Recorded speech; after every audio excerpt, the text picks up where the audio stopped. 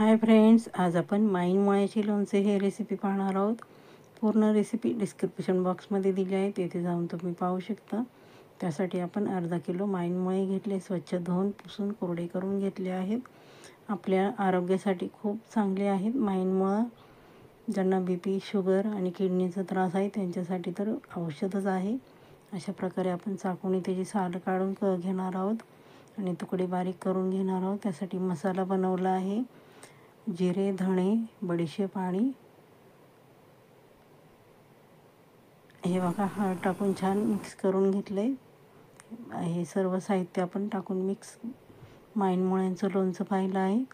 चला तर मग पटापट सबस्क्राईब, लाईक आणि शेअर करायचं आहे आणि छान अशी कमेंट करायची आहे।